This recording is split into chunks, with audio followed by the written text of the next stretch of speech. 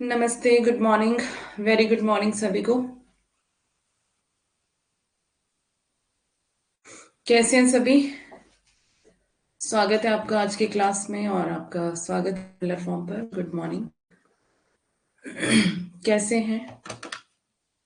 कैसी चल रही पढ़ाई? किसी को कोई सवाल है तो पूछ सकते हैं। Good morning, good morning. मैं अच्छी हूँ, आप बताइए।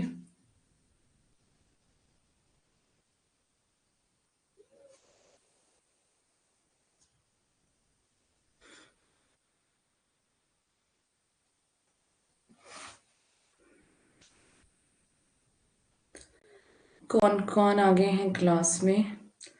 विनोद, अंकिता, सत्यप्रकाश, अंकिता, अंजलि, आरती और नंदू और पूनम।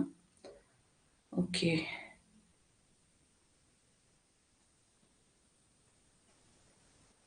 ठीक चल रही है। सबसे पहले मैं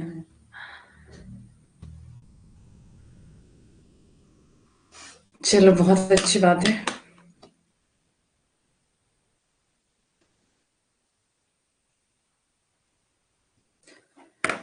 ठीक है, पढ़ाई स्टार्ट करें। किसी ने कोई सवाल पूछना है तो पूछ सकते हैं जल्दी से, फिर हम क्लास को स्टार्ट करेंगे।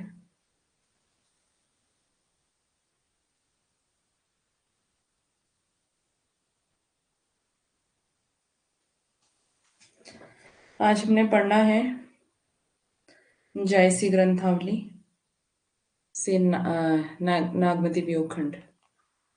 क्लास के चक्कर में नहा भी नहीं पाया, तो नहा लेते हैं। आप नहाने में कितना टाइम लगता है? कोई बात नहीं, नहाने के लिए वैसे पूरा दिन पड़ा है। चलो अभी हम पढ़ाई करते हैं। 20 मिनट। Good morning.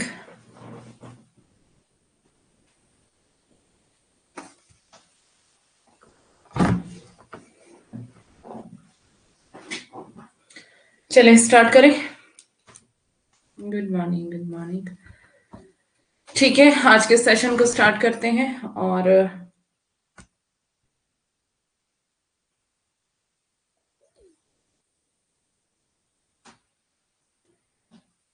कल हमने कबीर पढ़ा था, समझ आ गया होगा आपको, आई होप सो।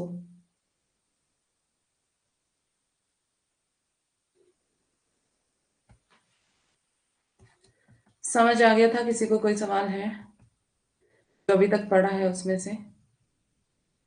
जयसी के प्रेम की ये व्यंजना की विशेषताएं पढ़ ली थी हमने कल। कहाँ पर छोड़ा था, किसी को याद है? प्रतीकात्मक रूप से पढ़ना है ना हमने।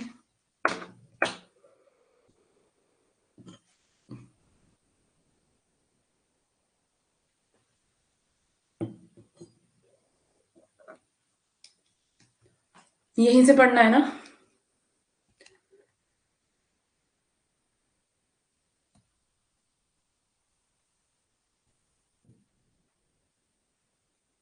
हम्म, ठीक है, स्टार्ट करते हैं।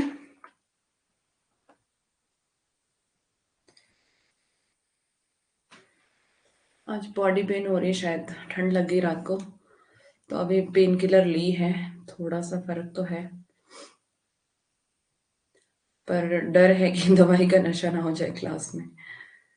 तो फटाफट से शुरू करते हैं, जल्दी जल्दी एंड कर देंगे। प्रतीकात्मक रूप।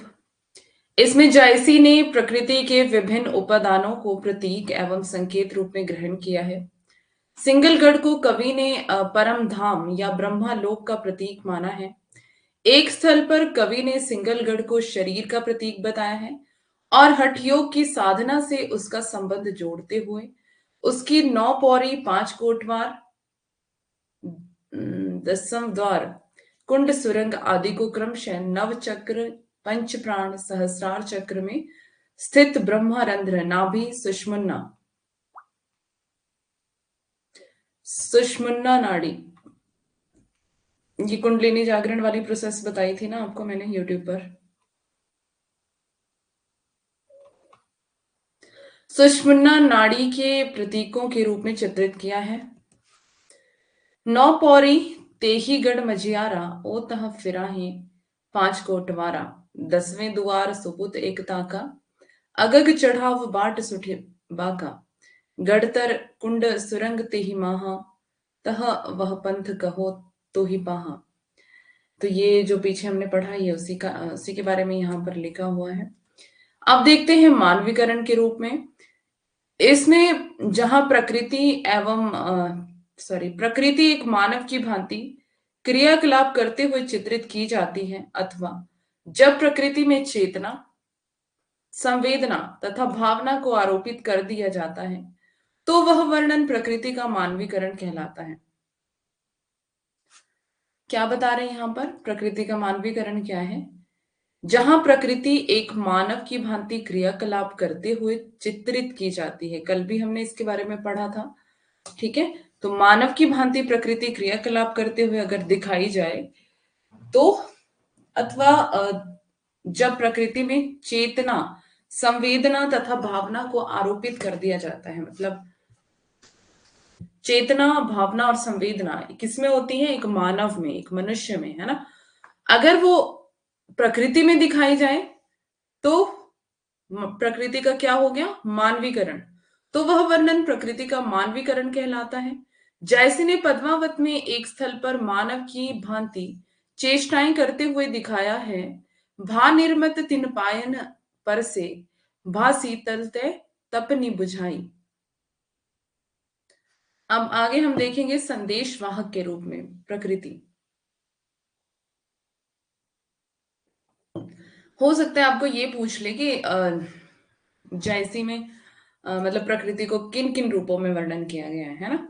तो आपको ये सारी चीजें ध्यान में रखनी है। संदेशवाहक के रूप में इसमें जायसी ने प्रकृति को संदेशवाहक यानी कि दूत के रूप में भी अंकित किया है। कवि ने एक पक्षी को नागमती का संदेश लेकर सिंगल द्वीप में भेजा है और उसका संदेश पाकर राजा रत्नसेन चित्तौड़ आने के लिए बाध्य हो जाते हैं। चित्तौड़ है ये, चित्तौड़ कहीं कहीं मिसप्रिंट हो जाता है तो ध्यान दे। वैसे आपको पता है, ये सब पढ़ा चुकी हूँ, शुक्ल से बहुत डिटेल में है, ये सारी चीजें हमने पढ़ी हुई हैं। ठीक है, लेह सो संदेश विहंगम चला, उठी आण सिंगरो सिंगला, सगरो सिंगला। तो मतलब वही कि संदेश लेकर जा रहा है विहंगम, एक संदेश वाहक, एक पक्षी, एक तोता, है ना। जायसी की काव्य कला को देखते हैं। जायसी सूफी काव्य धारा के प्रतिनिधि कवि हैं। ये वाली जो पंक्ति है इंपॉर्टेंट है। उनका महाकाव्य पद्मावत अवधी भाषा में एक उच्च कोटि का साहित्य ग्रंथ है। तो पद्मावत जो है वो अवधि में है और उच्च कोटि का ग्रंथ है, साहित्य ग्रंथ है, जिसमें जायसी ने अपनी उर्वर रसात्मकता का अद्भुत समन्वय किया है। जायसी का पद्मावत कई दृष्टियों से उल्लेखनीय महाकाव्य माना जाता है। सौंदर्य निरूपण देखते हैं इसका। जायसी ने पद्मावती के रूप सौंदर्य का सुंदर निदर्शन किया है। वह अलौकिक सौंदर्य से युक्त एक ऐसी युवती है जिसके रेशमी केश काले काले सर्पों की भांति हैं। जब वह अपने जूड़े को खोलकर बाल झाड़ती है तो केशों की श्यामला के कारण केशों की श्यामता के कारण सर्वत्र, श्यामता मतलब कि जो मतलब काले जो केश हैं, काले बाल हैं, मतलब श्याम रंग के।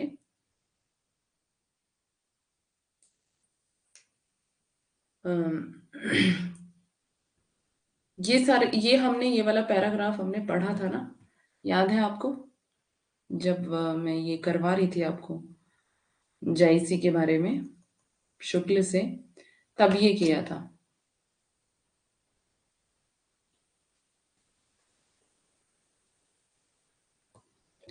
ये वीडियो पता नहीं क्यों क्लियर नहीं आती है, बहुत काला काला दिख रहा है। सर्वत्र अंधकार हो जाता है, भंवर केस वह मालती रानी, बिसहर लुरही ले ही अरधानी।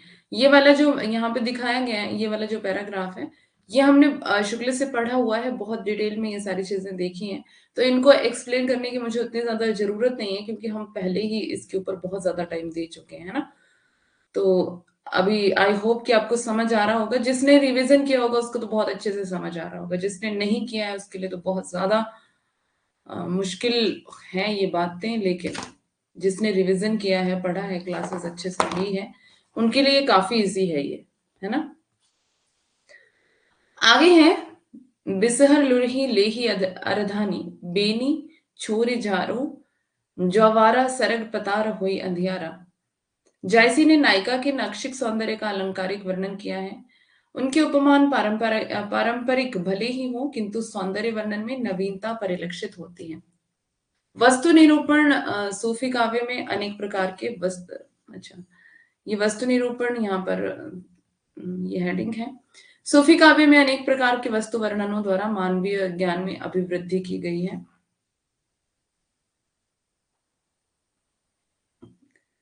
पद्मावत में वस्तु वर्णनों की बहुलता है, मतलब बहुत सारा वस्तु वर्णन किया गया है। उसमें वन, उपवन, खाद्य सामग्री, समुद्र वर्णन, उत्सव, लोकाचार, यात्रा, शगुन, जल क्रीड़ा, शिख वर्णन, अच्छा नक्षिक वर्णन, ये नक्षिक वर्णन और शकुन, जल क्रीड़ा आदि का विस्तार से निरूपण किया गया है। जायसी का युद्ध वर्णन अन्य सभी वर्णनों की अपेक्षा अधिक मर्मस्पर्शी एवं सजीव है। युद्ध वर्णन जो है ना, दोनों सेनाओं के आक्रमण, हाथियों की गर्जना, विभिन्न अस्त्र शस्त्रों का संचालन, रुंड गुंडो मतलब कि वह जिसके हाथ पैर छिन्न भिन्न हो, का पृथ्वी पर गिरना, कबंधों का चक्कर काटना आदि का रोमांचक वर्णन इसमें किया गया है। कहां पर लिखा है विसर?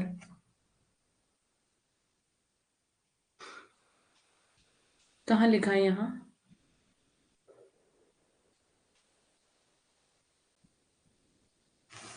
पीछे था क्या?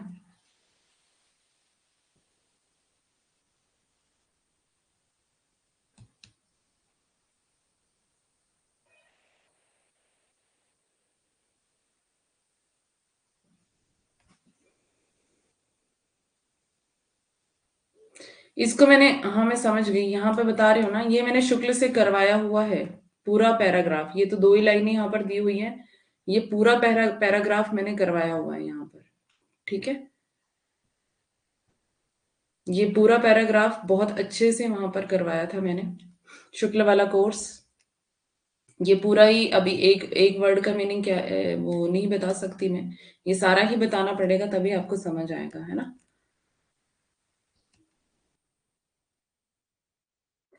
कहाँ पर थे हम?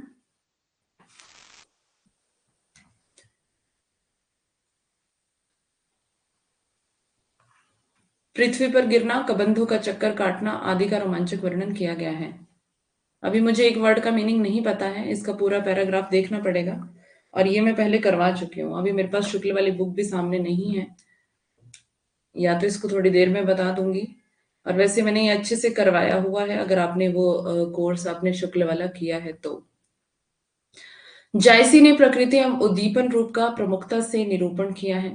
बिंब ग्रहण प्रणाली के आधार पर प्रकृति के रम्य एवं संश्लिष्ट चित्र उसमें प्रचुरता से प्रस्तुत किए हैं। उदाहरणार्थ मानसरोवर बरनो कहा, भरा रहस्यवादी भवना भावना।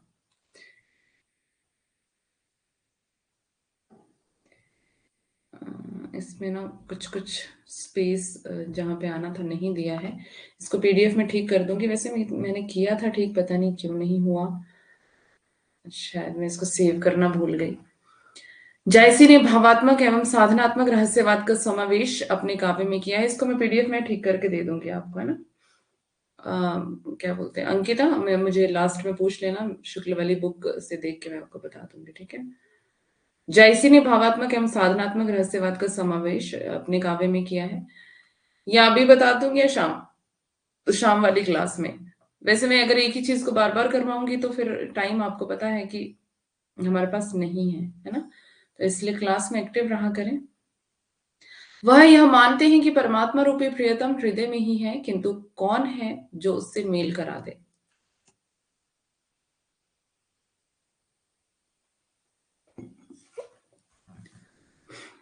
पीयू हृदय में भेंट ना हुई, को रे मिलेव कहाँ के ही रे।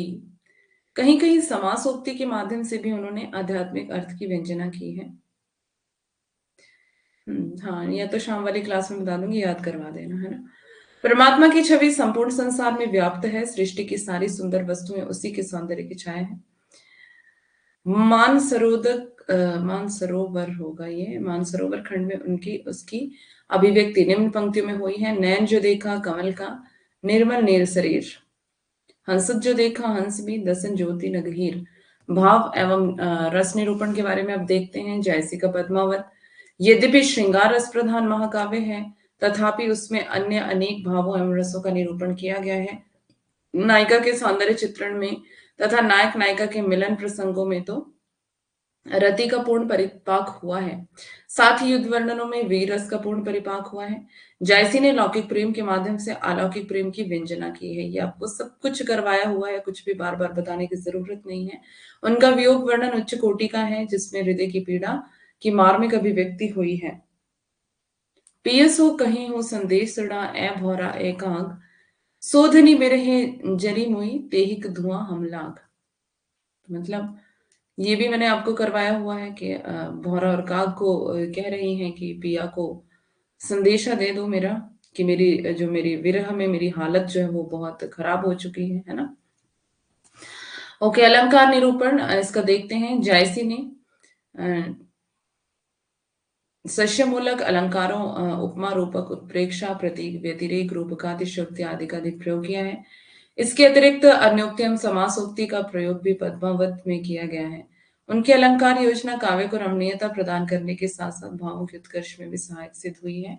उदाहरण इसके देखते हैं। रूपक अलंकार, खड्ग बीजु चमके चहु ओरा, बूंद बान बरसहि घन घोरा। उपमा अलंकार है इसमें, भरकेस वह मालती रानी बिरहर लुरे ले ही अर्घानी। छंद योजना इसमें जायसी ने दोहा चौपाई छंद का प्रयोग पद्मावत में किया है। इतिव्रतात्मकता वर्णनों के लिए यह छंद सर्वाधिक उपयुक्त माना गया है। जायसी के चौपाई तथा दोहा छंद में शास्त्रीय नियमों का उल्लंघन कई स्थानों पर मिलता है और उसमें वह शास्त्रीयता दिखाई नहीं पड़ती है जो रामचरितमानस में प्रयुक्त दोहा चौपाइयों में उपलब्ध होती है। जायसी ने 7 अर्थालियों के बाद एक दोहे का विधान किया, ये सब भी बढ़ा चुकी हूँ, ठीक है। नागमती वियोखंड के पद देखते हैं, व्याख्या।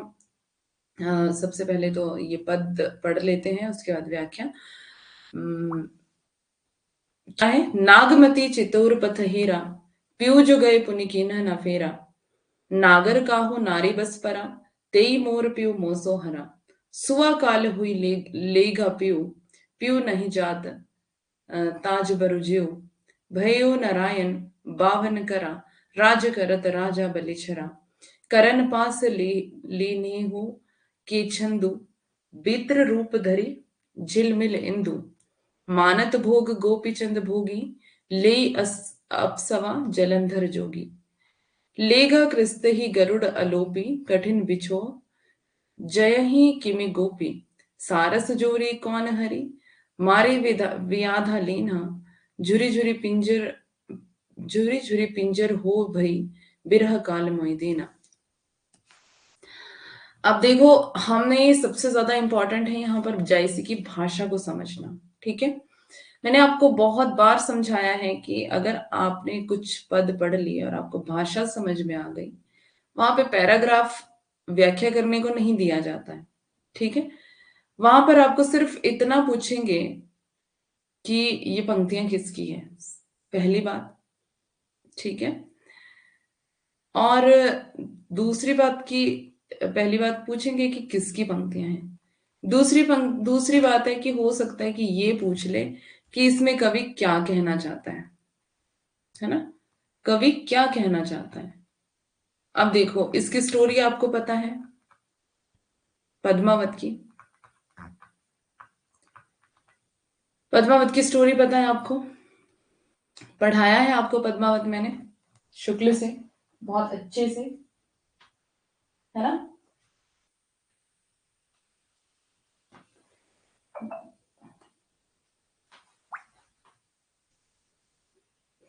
बहुत अच्छे से आपको शुक्ल मैंने पढ़ाया हुआ है। तो आपको पता है इसकी स्टोरी के बारे में, और जब इसकी स्टोरी के बारे में आपको पता है तो आप ये बहुत अच्छे से समझ पाएंगे कि कवि इसमें क्या कहना चाहता है, ठीक है। ये आपको बहुत ही अच्छे से समझ आ जाएगा कि कवि क्या कहना चाहता है। और अगर आपने थोड़े पद पढ़ लिए बहुत ध्यान से, आपको भाषा उसकी समझ में आ गई, और जब आपको पता चल गया कि इसकी ये भाषा जो है कौन सी भाषा है ना, आपको पता है कि ये अवधि में लिखा गया है, तो अवधि भाषा है। और जैसे जैसे आप पढ़ते जाते हैं ना, आपको लिखने की शैली समझ में आ जाती है, भाषा के साथ आपको लिखने की, कवि की लिखने की शैली समझ में आ जाती है, कौन लिख सकता है ऐसा, है ना। अब देखो, अब हम जब आधुनिक काल के कवियों को देखते हैं, है ना, मुक्ति बोध की लिखने की शैली क्या है। अगर आपने ढंग से कविता पढ़ी, हमने भवानी प्रसाद मिश्र को पढ़ा था, समझ आया हमें कि कैसे उनकी शैली क्या है लिखने की, है ना। और निराला को हम पढ़ेंगे तो हमें उनकी शैली समझ में आ जाएगी कि कैसे लिखा है उन्होंने, किस प्रकार का उनका जो लेखनी है किस प्रकार की है ना। महादेवी वर्मा को हम देखते हैं, वो आध्यात्मिकता की बातें करती हैं, ठीक है। इस तरह से हमें, वीडियो नहीं आ रहा आरती, मेरे पास तो वीडियो आ रहा है, आपके पास नेटवर्क प्रॉब्लम होगी शायद, आप लेफ्ट करके आ जाओ, ठीक है। तो हमें लिखने की शैली समझ में आ गई किसी भी कवि की, तो हम एकदम से पहचान पाएंगे ये पंक्तियां तो निराला की हो सकती हैं, ये पंक्तियां तो जायसी की ही हो सकती हैं। ऐसा तो कबीर ही कह सकते हैं, है ना। कबीर ही ऐसे फटकार सकते हैं जनता को, हिंदुओं और मुस्लिमों को, है ना। हमने कल पढ़ा था ना, तो हम समझ पाएंगे उस चीज को कि शैली क्या है लिखने की, ठीक है। अब खुसरो को हमने पढ़ा, हमें पता है कि खुसरो ही ऐसा लिख सकते हैं, हमें पता है उन्होंने किस किस तरह की रचनाएं की हैं, ये सारी चीजें हम देख चुके हैं। और अगर आपने थोड़ा थोड़ा पढ़ लिया बहुत ध्यान से, मैं ये नहीं बोल रही आप सारा ही पढ़ लो, क्योंकि अभी टाइम नहीं है उतना कि आप सारा ही पढ़ लेंगे, लेकिन जितना भी आप पढ़ेंगे, अगर पूरे दिल से पूरे ईमान से पढ़ेंगे, तो आपको सारी चीजें अच्छे से समझ में आ जाएंगी। स्मार्ट स्टडी यही होती है ना। स्मार्ट स्टडी में क्या है, स्मार्ट स्टडी में ये नहीं होता कि आप एक एक शब्द ढंग से पढ़ लो और बस उसको रट्टा मार लो, नो। स्मार्ट स्टडी यही है, आप मोस्ट जो इंपॉर्टेंट पॉइंट है उनको बाहर निकालो, जड़ कहाँ पर है उसको बाहर निकालो। जब जड़ आपने निकाल दी तो आप पेड़ अपने आप ही उखाड़ लेंगे। पेड़ उखाड़ लेंगे तो सब कुछ आपके हाथ में ही आ जाएगा। तो स्मार्ट स्टडी यही होती है। आपको भाषा पता होनी चाहिए, शैली पता होनी चाहिए। ठीक है, कौन ऐसा कर सकता है, कौन ऐसा लिख सकता है, कवि क्या कहना चाहता है। अब आपको स्टोरी पूरी पता है, सब पढ़ लिया है हमने। शुक्ल वाली बुक से तो बहुत बहुत बहुत डिटेल में पढ़ा है। और मैंने कितने महीने दे दिए उसको। जुलाई में कोर्स शुरू किया था हमने, 3 जुलाई से। 3 जुलाई से ही मैं शुक्ल वाली बुक पढ़ा रही थी, आपको आपको पता है। और अब जाके हमने उसको बंद किया है, अब थोड़े दिन पहले, है ना। तो पूरा जुलाई, पूरा अगस्त और सितंबर भी समझ लो पूरा, मतलब 2.5 महीने मैंने उसको दिए है। 2.5 महीने बहुत बड़ी बात होती है ना। तो शुक्ल को इतना अच्छे से डिटेल में पढ़ा है हमने। तो अब हर चीज आपको पता है, स्टोरी आपको पता है आपको कि क्या किसके बारे में शुक्ल जी ने कहा है और क्या क्या बातें हैं। अब की बार शुक्ल वाली बुक नहीं पढ़ाना। अच्छा, आपने पढ़ ली इसलिए। हम्म।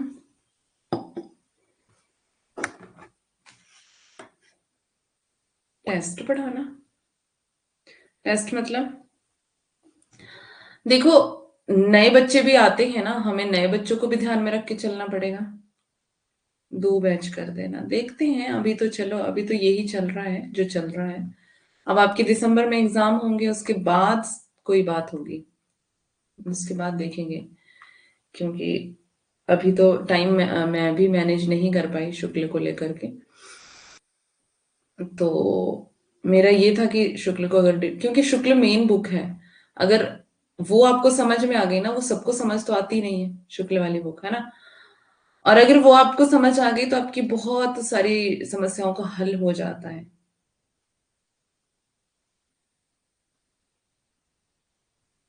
पुराने वाले अलग और नए अलग, ऐसा कैसे होगा? पुराने अलग और नए अलग कैसे होंगे? सबको एक ही प्लेटफॉर्म है तो सब एक ही जगह पर पढ़ेंगे ना। हम्म। ऐसा कैसे हो सकता है? तो शुक्ल वाली बुक जो है वो मेन बुक है और बहुत सारी समस्याओं का हल करती है। और बड़े बड़े जो धुरंधर है ना, उनको भी नहीं आती है शुक्ल वाली बुक, समझ नहीं आती। तो इसलिए आपको सब कुछ अच्छे से पढ़ाया हुआ है।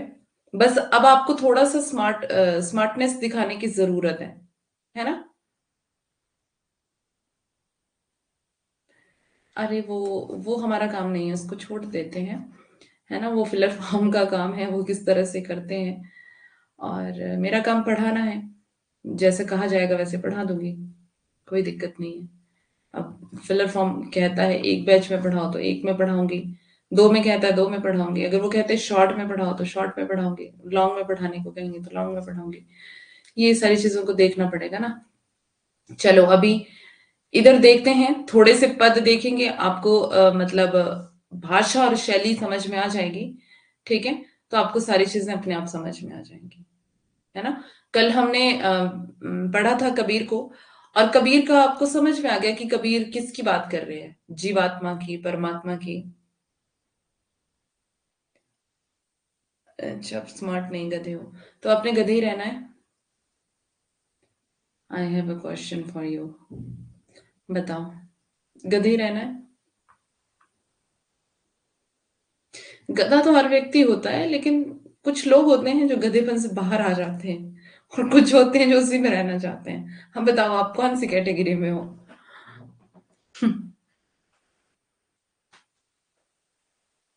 बोलो।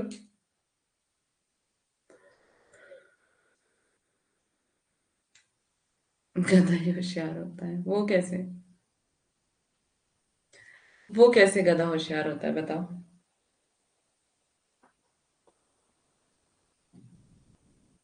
होशियार गधा। हाँ, वैसे एक गधे वाली स्टोरी मैंने भी सुनी है। एक बार रास्ता दिखा दो, वो नहीं भूलता दिन भर। अच्छा, दिन भर नहीं भूलता, तो दिन खत्म होने के बाद भूल जाता है ना। अगले दिन उसको नया रास्ता दिखाना पड़ता है या दोबारा दिखाना पड़ता है, ऐसा है क्या? ऐसा है? तब तो मैं सुबह सुबह आपको रास्ता दिखाऊंगी, अगले दिन आप भूल जाएंगे, फिर तो मेरे लिए प्रॉब्लम हो जाएगी ना। रात को सोता है सब गधा। हाँ, एक एक गधे वाली स्टोरी मेरे जो स्पिरिचुअल गुरु हैं वो सुनाते हैं।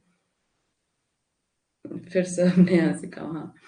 वो बताते हैं कि एक बार जो एक बार एक गधा था और उसके मालिक ने देखा कि मेरा गधा जो है वो बूढ़ा हो चुका है। 6 मंथ का। चलो एक स्टोरी सुना रही हूँ, सुन लो। तो गधा जो छोटी सी स्टोरी है, सुन लेना, ध्यान से सुनना। तो मालिक देखता है कि मेरा गधा जो है वो बूढ़ा हो चुका है और वो ज्यादा काम नहीं कर पाता है अब। तो मैं ऐसे करता हूँ कि वो तो मर भी नहीं रहा है, तो मैं ऐसे करता हूँ उसको गड्ढे में डाल देता हूँ। तो गड्ढे में डाल करके वो मर जाएगा अपने आप ही, और अच्छा हो जाएगा मेरे लिए भी उसके लिए भी। तो एक बड़ा बहुत बहुत बहुत गहरा गड्ढा खोदता है और उसमें उसको गिरा देता है,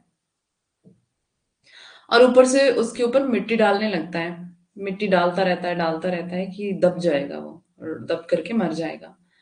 लेकिन गधा क्या करता है, अपने आप को झाड़ता रहता है, झाड़ता रहता है, जो उसके ऊपर मिट्टी आती है उसको झाड़ता रहता है।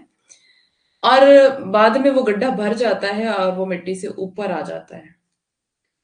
तो ऐसे भी गधे होते हैं, बुद्धिमान गधे। तो तो गधा गधा नहीं नहीं रहना चाहता था गड्ढे में भाई।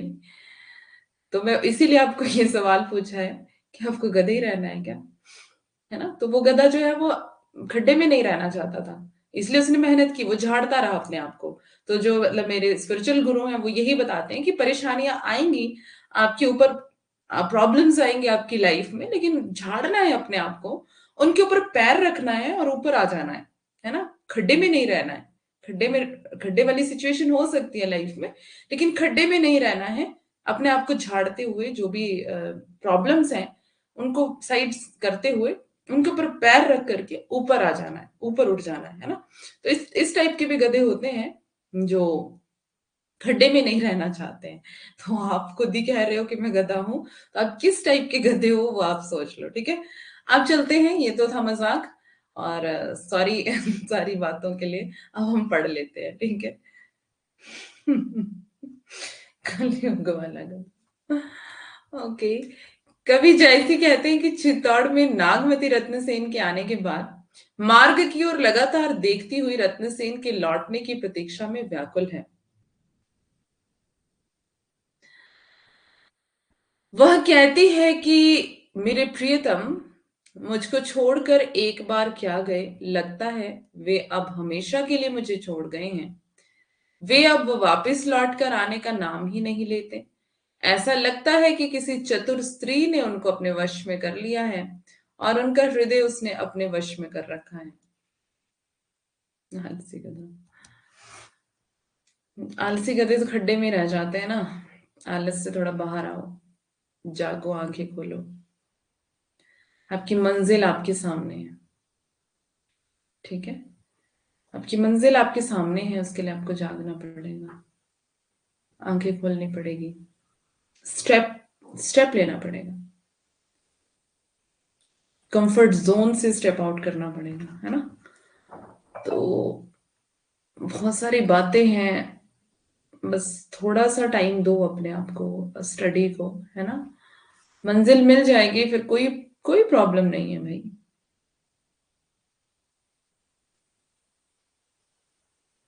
क्या लिखा है? खड्डा?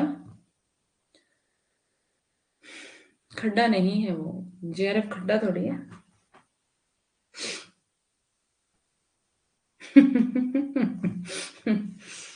नागमती कहती है कि वह तोता मेरे प्रियतम को यहां से ले गया है। उस हीरामन को मेरे प्रियतम को नहीं ले जाना चाहिए था। जैस के स्थान पर मेरी जान ही ले लेता। इस हीरामन, हम क्या पढ़ रहे हैं, हम नागमती का वियोग पढ़ रहे हैं, ठीक है? अब वहां पर जाकर के आप नागमती का वर्णन पूछा जाए तो आप किसी और का वर्णन मत करके आ जाना, ठीक है? हम नागमती वियोग खंड पढ़ रहे हैं। इस हीरामन ने तो मेरे साथ उसी प्रकार का छल किया है जिस प्रकार का छल राजा बलि के साथ वामन ने किया था।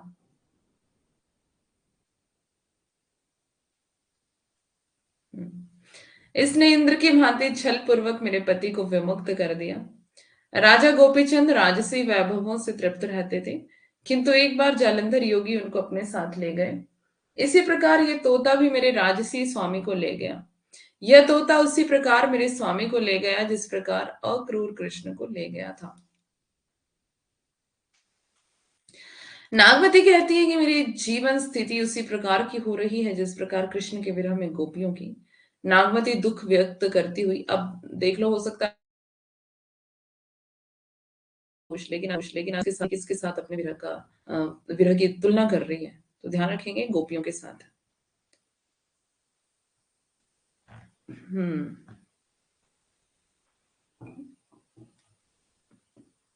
नागवती दुख व्यक्त करती हुई कहती है, अरे तोते तूने हम सारसों की जोड़ी को गंग किया है। इससे अच्छा तो तू खड़ग से मेरी हत्या करा देता। प्रिय के वियोग में मेरा शरीर अस्थि पंजर हो गया है। अब देखते हैं आगे। पियो वियोग अस बाउर जीव, पपीहा नीति बोले पियू पियू। अधिक काम दाथे सो रामा, हरि ले सुआ गयो पियू नामा। बिरह वान तस लाग न डोली, रक्त पसीजे भीजी गई चोली। सूखा हिया हार भा भारी, हरे हरे प्राण तजहि सब नारी। खन एक आव पेट महसासा, खन ही जाई जीव होई निरासा। पवन डोलावही सिंचही चोला, पहर एक समुझ ही मुख बोला। प्राण पयान होत को राखा, को सुनाओ पीतम की भाखा। अब देखते हैं इसकी व्याख्या। नागमती अपने पति के वियोग में पागल हो गई है और वह रात दिन पिया पिया की रट लगाए रहती है। नागमती को काम काम ने अधिक परेशान किया है। हीरामन उसके प्राणधार को लेकर चला गया है। वो ऐसे वियोग में जल रही है, वो हिल रही, मतलब वो हिल डुल भी नहीं रही सकती है। वियोग में उसे ऐसा लगता है कि आंसू के स्थान पर खून बह रहा है, जिसके कारण वो इतना रोई कि उसका दामन भीग गया। उसके पति के विरह में काम अधिक सताने लगता है। उसका हृदय कठोर हो जाता है। नागमती बेहोश हो जाती है। इस तस्वीर को देखकर नागमती की सखियां व्याकुल हो जाती हैं और जान देने की स्थिति को लेकर चिंतित हो जाती हैं। नागमती को एक क्षण के लिए सांस आती है और कुछ समय बाद सांस वापस चली जाती, तो सखियां निराश हो जाती हैं। सखियां पंखियों से उसको हवा करती हैं और उसकी चोली को जल से भिगोने लगती हैं। तब जाकर कुछ समय बाद नागमती को होश आता है। परेशान सखियों के बीच उसके हृदय से एक शब्द नहीं निकलता। वह कहने लगी कि प्रियतम के वियोग में किसने और क्यों मेरे प्राणों की रक्षा की।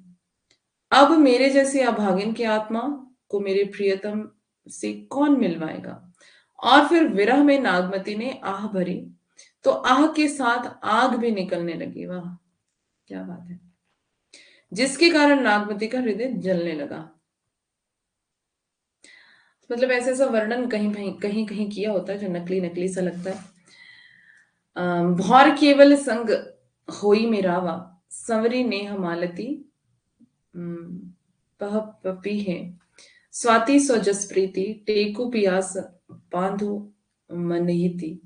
पाट महोदय हिये नहारो, समुझी जीव चित चेतु आवा। पुनि बसंत ऋतु आव नवेली, सो रसो मधुकर से बोली। जिन्हें अस जीव करसी तू बारी, यह तरीबर पुनि उठी ही सवारी। धरतहि जैस गगन सोनेहा, पलटी आव ऋतु वर्षा ऋतु मेहा। दिन दस बिनु जल सुखी विधंसा, पुनि सोई सरवर सोई हंसा। मिल ही जो बिछुरे साजन, अंकरस भेटी अहंत। तपनी मृग सिरा जे जे सते अदरा पलुहंत। अब बस आपको ये समझ आ रही होगी कि किस प्रकार की भाषा यहाँ पर लिखी गई है। ठीक है, तो बस इसको समझ करके आपको ध्यान रखना है, क्योंकि वहां पर पूछा जाता है कि ये पंक्तियां किसकी हैं या फिर कौन सी भाषा में है। नागमती की देखरेख करते हुए उसकी सखियां कहती हैं कि हे महारानी, आप धैर्य रखिए, आप अपने हृदय को समझा कर रखिए और अपनी चेतनता की रक्षा कीजिए। हे रानी, आप आत्मविश्वास रखिए कि जिस प्रकार भौरा कमल के पास जाकर भी मालती का ध्यान आने पर वापस लौट आता है, उसी प्रकार राजा भी कमल के पास पहुंचने के बाद वापस आ जाएंगे। आपका अपने प्राण रूपी नक्षत्र के लिए जो प्रेम भाव है उसका ध्यान रखेंगे, मतलब ध्यान रखिए, धैर्य रखिए। जिस प्रकार धरा गगन के प्रेम भाव में मग्न रहती है कि आकाश से उसको वर्षा ऋतु का आगमन होगा, उसी प्रकार तुम फिर सुख सागर प्राप्त करोगे और तुम्हारा पति भी सुख को प्राप्त करेगा। 8 के बाद क्लास नहीं ले पाऊंगा। अच्छा, अभी 8 बजे तो बंद कर ही देंगे हम। श्वेता, मैंने सारी कविताएं भेज दी हैं। आपको मैंने पहले भी बताया हुआ है ना। यह सोच कर धैर्य धारण करे कि ग्रीष्म काल में वृक्षों को वसंत ऋतु, आपने ही डिमांड किया था ना ये टेलीग्राम पे भेजने के लिए। श्वेता, आपको यूनिट 5 की सारी कविताएं मिली थी उसमें या नहीं? आप बिन देखे ना, मतलब बात करते हो। यूनिट 5 की सारी कविताएं मैंने भेजी हैं। क्या कहूं मैं अब। जिस दिन आपने मैसेज किए हैं बार बार, मैंने उसी दिन यूनिट 5 वाली सारी कविताएं वहां पे भेजी हैं। अब फिर भी आपको नहीं मिल रही हैं तो मैं इसमें क्या कर सकती हूँ, बताओ। बाकी बच्चों को मिली हैं क्या, ये बताओ मुझे। किसी ने थैंक यू भी बोला था वहां पर। अभी मैंने परसों ही पीडीएफ इसकी भेजी है, यूनिट 5 की सारी कविताओं की पीडीएफ भेजी है। सारी कविताएं हैं उसमें।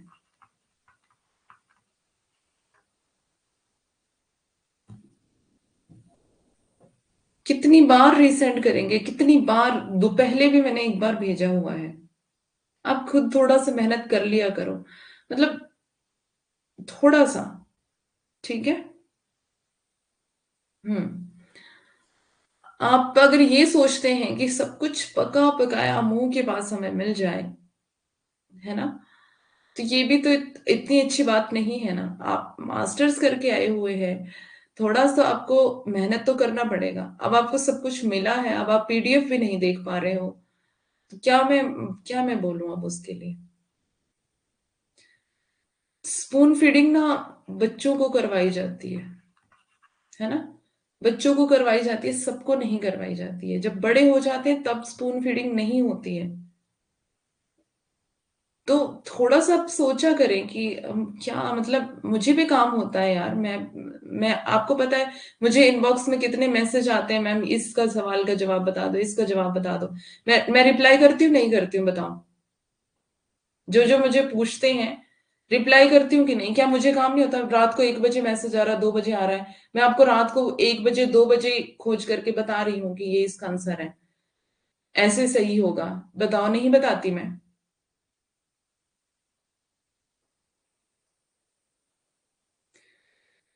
तो अब थोड़ा सा समझा करें कि यार मेरी अपनी पर्सनल लाइफ भी है ना। और मैं आपको रात को भी रिप्लाई कर रही हूँ, रात को 1 2 3 बजे भी आपको रिप्लाई कर रही हूँ, मैं भी तो इंसान हूँ। अब थोड़ा सा आप ये भेजी हुई है कविताएं, तो वहां से कुछ खुद तो ढूंढ ही सकते हो ना पीडीएफ।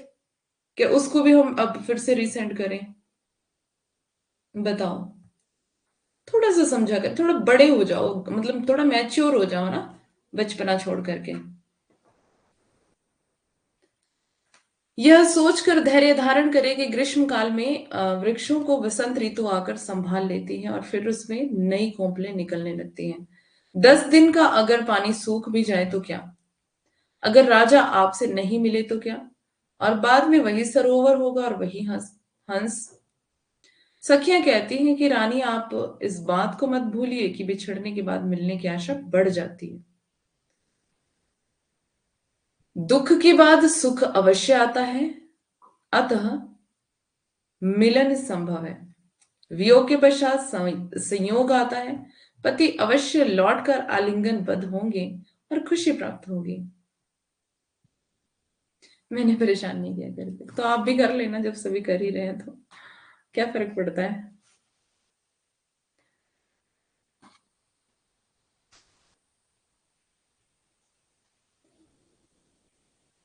कहाँ पर है, कहाँ पर लिखा है भाई?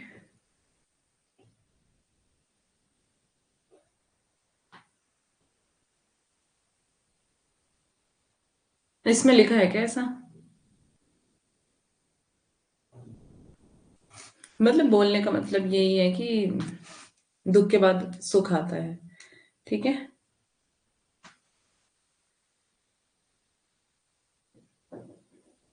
मैं आज तक कभी नहीं आता मतलब।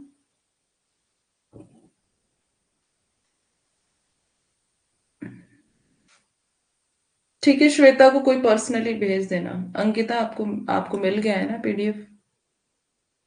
श्वेता को पर्सनली भेज देना। ओके।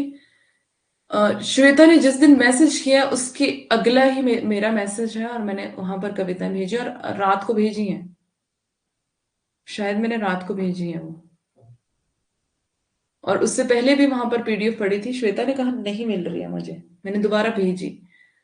अब फिर भी नहीं मिल रही है, अब मैं इसमें क्या करूं?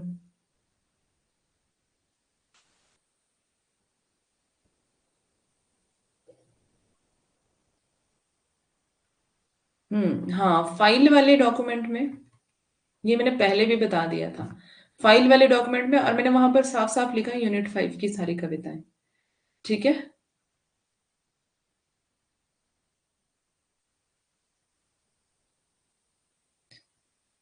ठीक है अंकिता, आप श्वेता को भेज देना पर्सनली, ओके? आपकी ड्यूटी है ये। मैंने कभी किसी को परेशान नहीं किया। अच्छा, मम्मी पापा को तो किया होगा।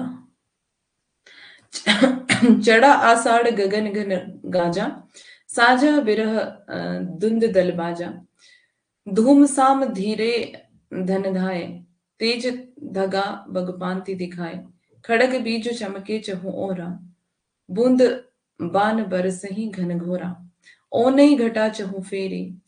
ये वाली पंक्ति हमने पढ़ी थी ना शुक्ल से। ओ नहीं घटा आई चहु फेरी, कंत उबारो मदन होंगेरी, दादुर मोर कोकिला पीऊ, गिरे बीजो घट रहे ना जीव। बचपन में तो सब करते हैं, बड़े होके भी किया होगा आपने। ऐसा कैसे हो सकता है? मम्मी पापा को सब परेशान करते हैं। पुष्प नकत सिर ऊपर आवा, हो बिनु नाह मंदिर को छावा, अदरा लाग लागी भुई लेई, मोहि बिनु पियो को आदर देई, जिन घर कांता ते सुखी, तिन्ह गारो ओ गर्भ, कंत पियारा बाहिरे हम सुख भोला सर्व। नहीं किया। अच्छा।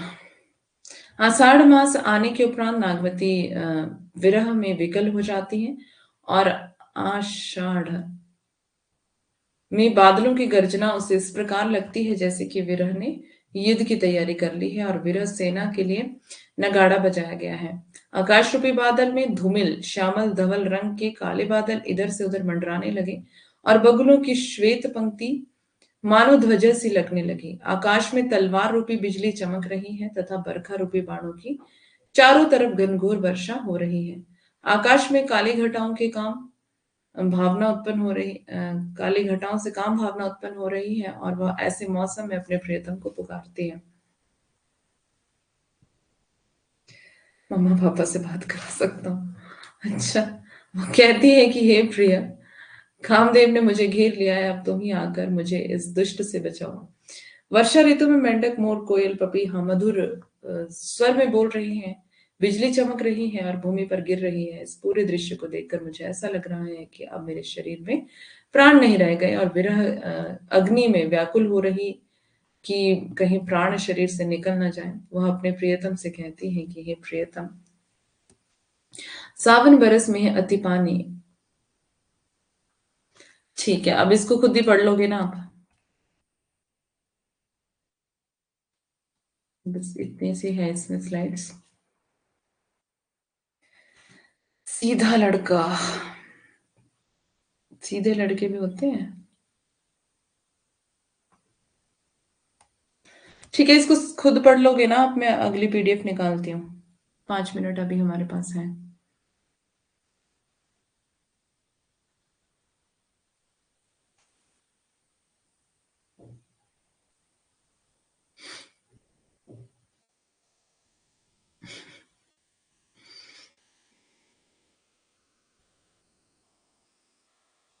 मैं 1 मिनट में आती हूँ पीडीएफ देख करके।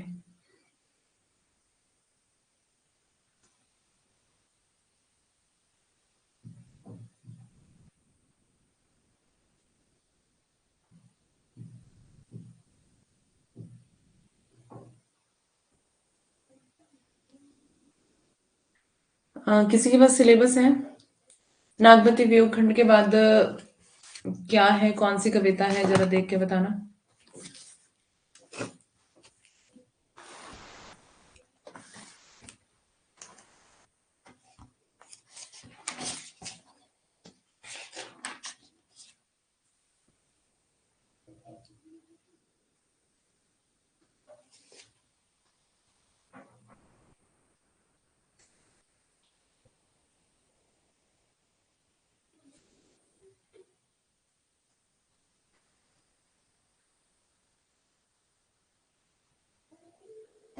सूरदास का भ्रमर गीत सार, तुलसीदास का रामचरितमानस का उत्तरकांड, घनानंद का वित्त, मीरा,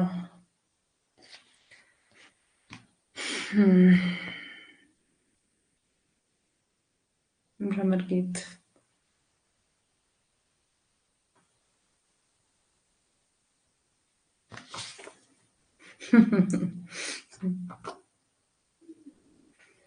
अपने ऊपर हंसी आ रही है।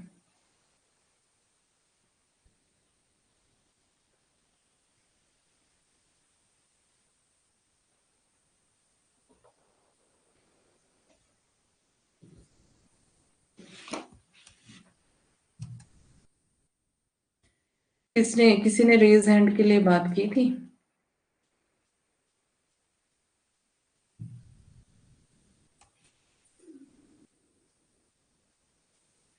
चलो अभी मुझे जो मिल रहा है उसी को पढ़ लेते हैं। अभी मुझे रश्मि रथी मिला है, मतलब रश्मि रथी वाली पीडीएफ मिली है।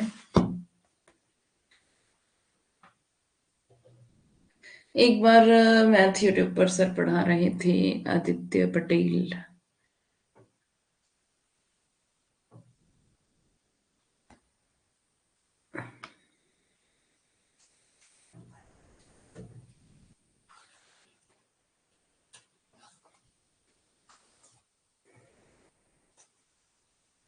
अब मत पढ़ाओ। अच्छा।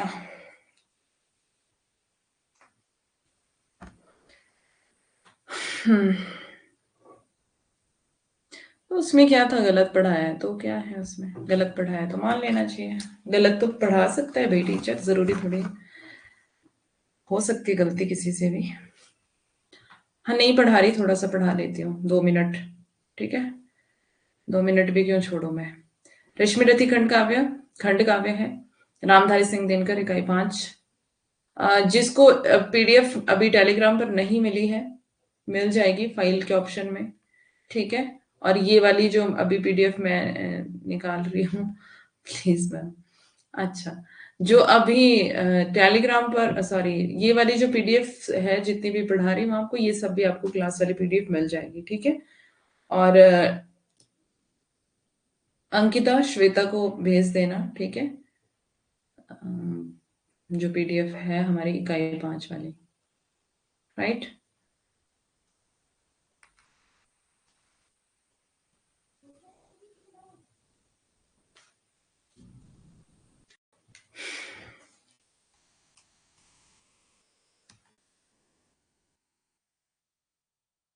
Okay okay, bye.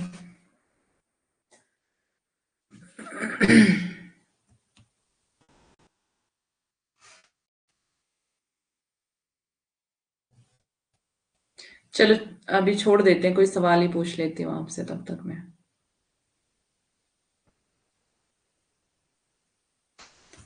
सवाल पूछूं? जो हमने पीछे पढ़ लिया है उससे सवाल पूछते हैं। देख लेते क्या समझ आता है, आया है आपको अभी तक।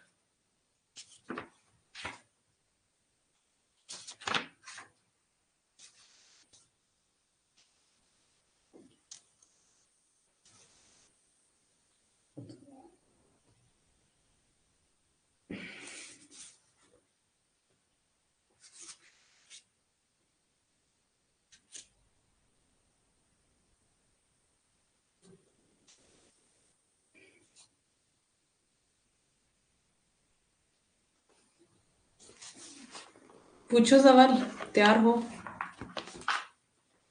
पढ़ा नहीं रही हूँ अब, सवाल पूछती हूँ।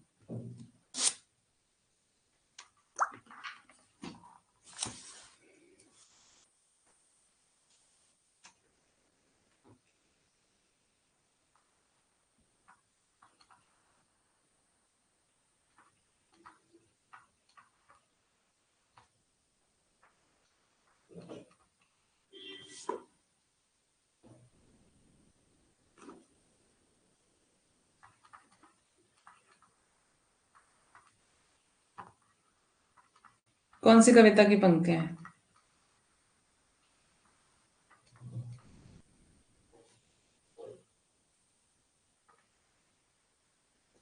अटपटी उलझी लताएं डालियों को खींच खाएं। थोड़ा सा और हेल्प कर देती हूँ आपकी, आगे और लिख देती हूँ।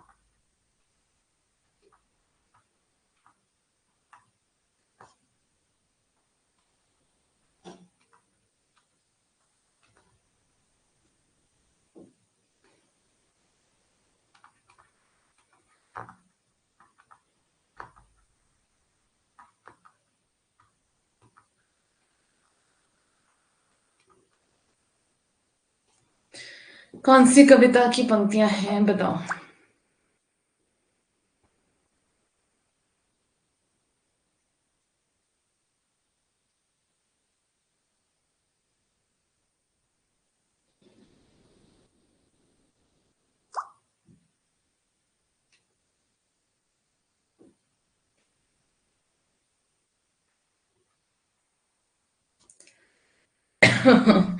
ऑप्शन? होशियार, होशियार लड़की। ऑप्शन दे दिया तब तो गई मैं काम से।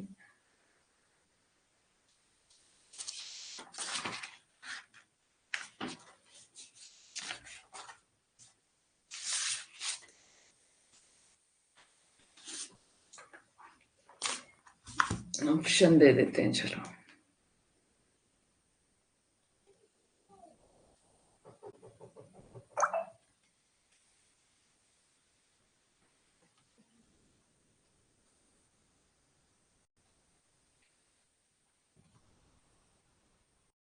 दिख रहा है आपको?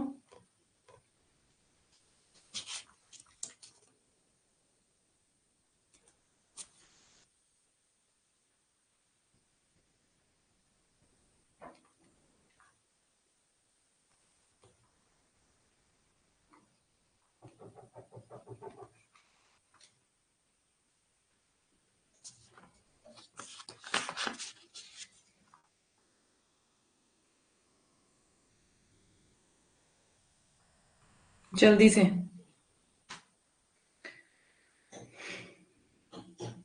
जल्दी बताओ।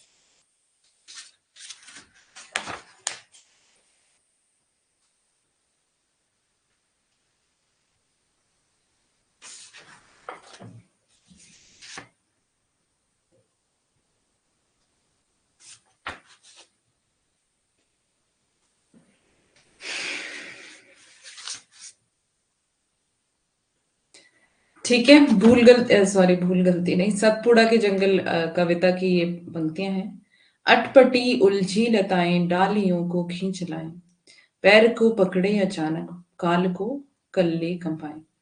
कौन सी कविता की है? सतपुड़ा के घने जंगल। पढ़ी थी ना हमने कविता सतपुड़ा के जंगल, उसी की पंक्तियां हैं। ठीक है, अच्छा अब मैं आपको ना कुछ पंक्तियां पूछती हूँ यहाँ, जैसे है जगह। लास्ट सवाल है, इसके बाद क्लास को एंड कर देंगे। मतलब आपको मिलान करना है सही से ना, यहाँ पर मिलान करने को दे रही हूँ आपको।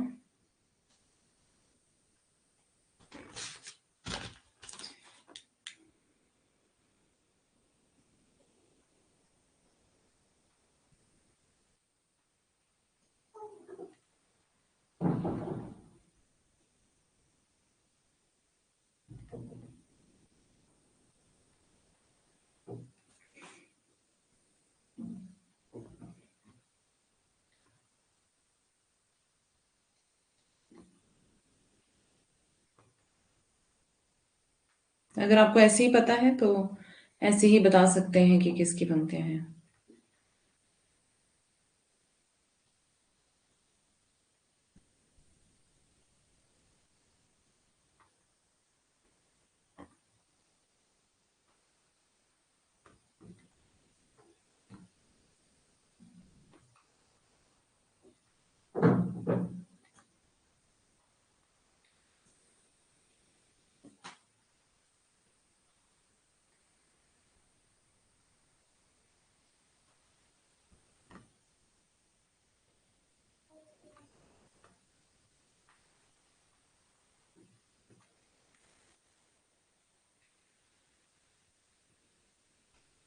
पता है आपको किसकी पंक्तियां हैं?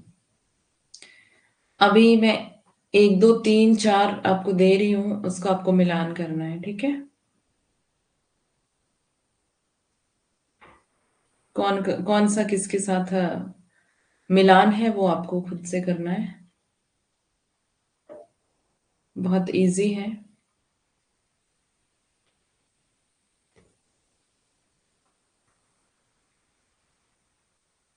अभी आप इसको मिलान करो। इसके लिए ऑप्शन दे देती हूँ साइड में। A B C D. 3 5 2 1।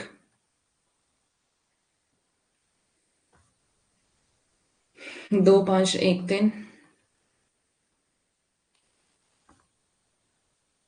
2 3 2 1।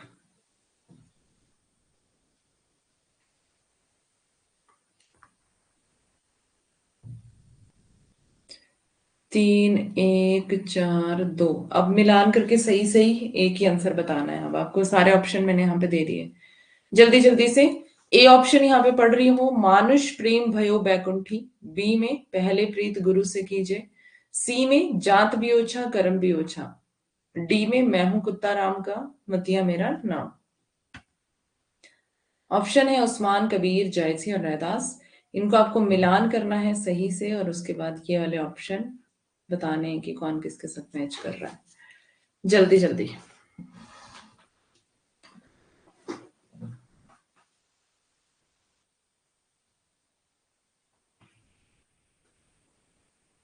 Fast.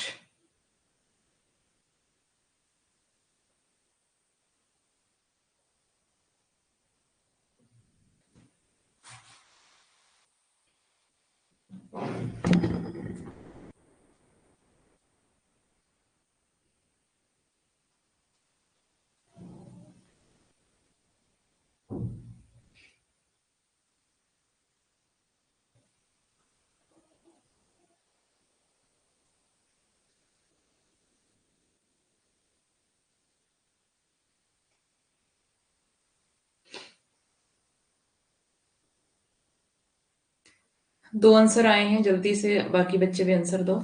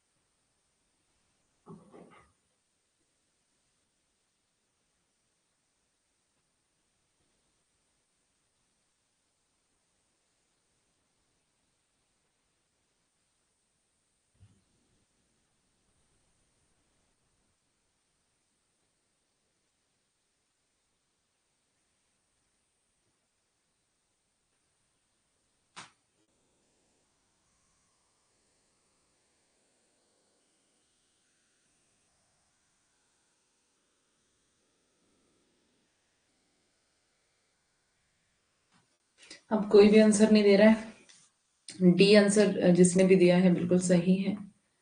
ठीक है, इसमें है मानुष प्रेम भयो बैकुंठी। अब यहाँ पे साफ साफ ही पता चल रहा है कि जयसी की पंक्ति है। ऐसी पंक्ति हम पढ़ के आए हैं इस शैली में, इस भाषा में। ठीक है, जयसी। और पहले प्रीत गुरु से कीजिए, ऐसा कौन कह सकता है? नहीं पता है आपको, ठीक है, छोड़ दो। जात भी ओछा कर्म भी ओछा, ओछा जन्म हमारा, कौन कह रहा है? रैदास। ठीक है। और मैं हूं कुत्ता राम का, यानी कि कबीर कुत्ता राम का।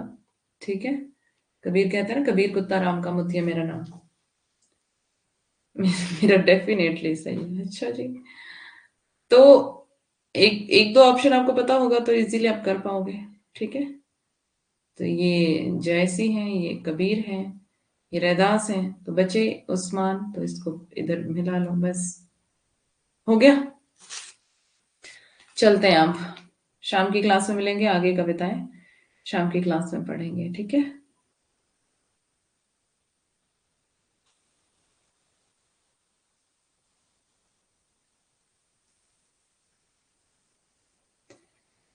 ठीक है, bye, have a nice day, take care to all of you.